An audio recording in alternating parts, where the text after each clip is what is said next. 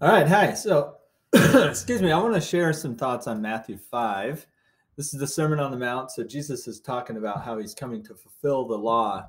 And there's a really interesting pattern here. Basically, in each of the statements and the principles, he's going to showcase an old law and then his fulfillment of the new law and expansion on it. So, basically, um, he first states that he's not coming to destroy it. So he's not a revolutionary in the sense that he's saying, okay, burn everything down and let's start over from scratch. That's not it at all. He's actually acknowledging the value of the prior prophets and the law that was established via Moses and the others. And then what he does is he also emphasizes that whoever is going to break those laws is going to be least in the kingdom of heaven. So he is not denigrating the past, and he is not annulling the the great things that were done by prior prophets. I think this is a good example of the important pattern that Jesus is exemplifying of sitting on or standing on the shoulders of giants and acknowledging the great things that occurred in the past. I think there's a serious temptation actually in today's world to feel like we need to burn everything down and start from scratch and completely annul everything that's been done before us, rather than necessarily building on it, knowing that there's been faults in the past, but also there have been great things and that we can build upon them. So that's clearly what Jesus is doing. The first thing that he mentions is, hey, you know how the law says you should not kill? Well, I'm going to say you should not even be angry with somebody. Not only don't be angry with them, don't say raka, or which basically means somebody who's not smart, and don't say thou fool. And thou fool basically means someone who's worthless. And it's kind of like this pattern of going nuclear. So if you've ever been in a situation where someone, maybe made you upset and you decided to just kind of unleash, and it turns into a bit of a nuclear situation where you've kind of blown everybody up by the words that were said and probably the tone as well. So what Jesus is first saying with raka, if you call somebody an idiot, this is going to put you in trouble with man. If you call somebody thou fool, which in ancient times meant they're worthless, that's putting you in trouble with hell, danger of hellfire. So clearly, calling somebody worthless is completely wrong, and that's kind of the idea that Jesus is trying to convey. And then there's another one where he talks about, how you're going to make sacrifices to God. Well, if you've got an issue with somebody else in your life and you're ready to make a sacrifice to God, go first and deal with the issue with the other person, because that is going to prevent you from making a proper sacrifice. Because God is not going to be mocked. He's not going to handle an inconsistent sacrifice. Obviously, there are, he's not saying that you have to be perfect in order to make a sacrifice, but he's saying that if you know that you're in the wrong with somebody else and you're trying to make yourself right with God, well, first go make yourself right with that person, and then approach God. The other thing is he talks about whenever looking on another woman to lust after her, that's committing adultery in your heart. The old law is, you've heard it said, don't commit adultery. I'm saying don't even look on another woman to lust after that person, because that can lead you to basically the same effect of committing adultery in your heart, which is really what Jesus is trying to get after. He's trying to go for the heart. And then he follows it up by saying, if an eye offends you, pluck it out. And this is where it gets pretty intense. The Sermon on the Mount is usually pretty straightforward, but also inspiring and uplifting. And there's this part about it with, if you have this, he's saying, if you have this thing and your eye is offending you, pluck it out. Or if your hand is causing you problems, cut it off. I don't personally think Jesus means that, in the sense that if you've looked upon a woman or you've used your hand to strike somebody else or offended somebody else, then you can you can repent of that and you can keep your hand and your eye, but the problem is we may face those situations in life when we have to choose between our soul and our body. And a good example that I often bring up is the Nuremberg trials. In the Nazi war criminal trials at Nuremberg, the defense of the Nazi prison camp guards was, we were just doing what we were told. And we knew that if we didn't do what we were told, we would be killed. That defense was viewed as not acceptable. In other words, it meant, yeah, you should have been willing to die for preventing this kind of catastrophe from happening. And that's what Jesus is really talking about. It's far better that we give up our body than we give up our soul. And our soul is our character. It's our name. It's our it's who we are. It's the principles we stand for. It's the higher part of us that is striving for a better life and a better world.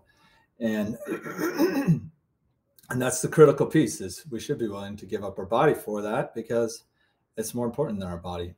And then he talks about putting away your wife. If you give a bill of divorcement, it's in the old law, you could just give a bill, write a note, say that you'd given divorce, and then it'd be okay. Well, he's saying don't do that, because if you're just doing it and expecting to be off the hook, so to speak, it's not acceptable. You're causing your wife to commit adultery in a sense, because then she's going to go with another man, and it's caused your whole relationship to be fractured. And that's what the intent of this note is.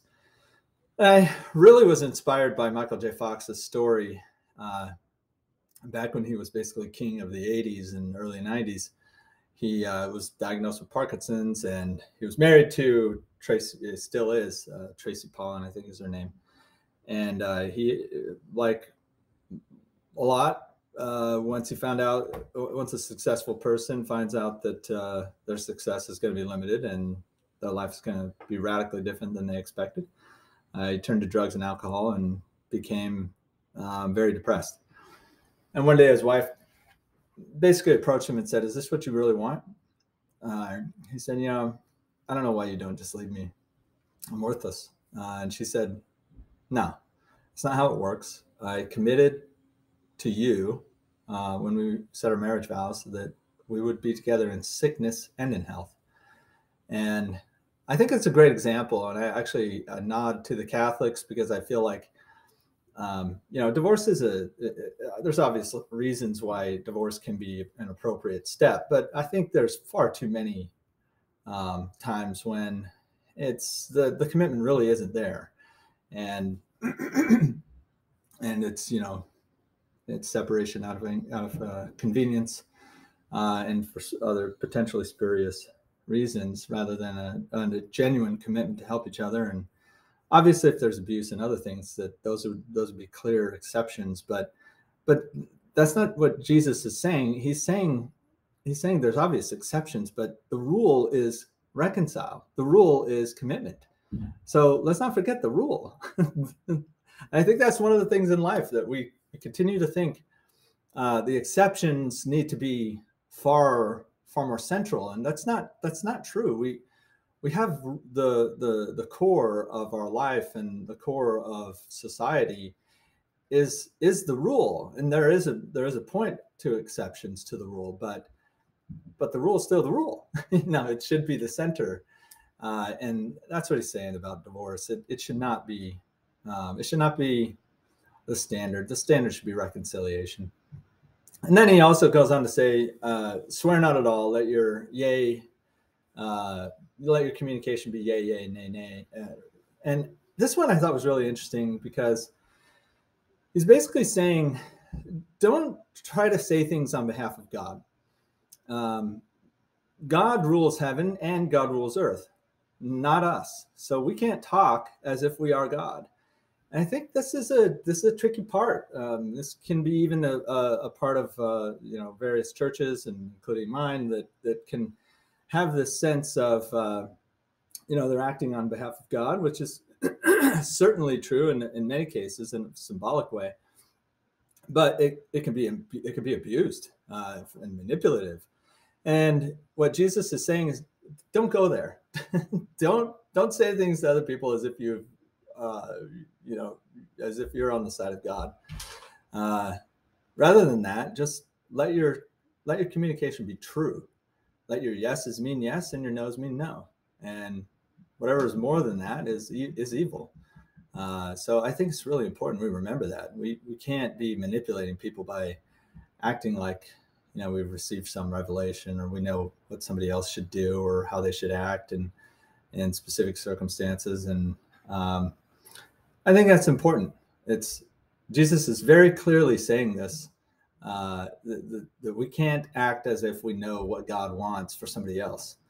That's manipulative. Rather than do that, let's use persuasion and let's use truthful communication, not dogma. I would be very, I think it's very true that dogma can consist of attempting to swear that, you know, swear in a sense, not swear words. He's not talking about that. He's talking about taking the role of God onto ourselves and saying things to others to give it more gravity, to give it more weight, and the oath sort of speech, and that's just not appropriate. Let's just speak the truth. Let's just be honest and straightforward rather than hide things in these unusual terms that probably arrogate to ourselves a lot more authority than really what we deserve.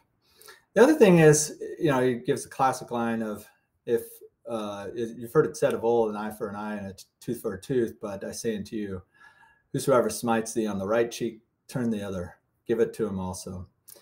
This is incredible. This is extreme. This is an extreme viewpoint in terms of meekness and humility. And I think it's clear that he's not saying that, you know, we should not defend ourselves when necessary, but I think it's a point of humility and caring most about what's in our own heart, understanding who we are first, rather than worrying about exacting revenge on somebody else and ensuring that somebody else has been properly disciplined. And and that's the point. Revenge doesn't work. It's a terrible path. It always ends up being a problem down the road for both parties. And then he ends, actually I have a couple more. So whosoever compels you to go a mile goes in twain. This is classic. Just service, pure service, being willing to love those that are beneath us in a sense of, you know, they're poorer than us in some way, not money necessarily, but maybe they need a companion to get them through a hard time. Let's be with them twice as much as what they're actually expecting.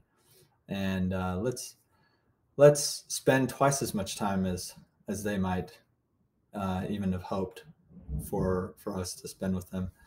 Or let's do twice as much as what they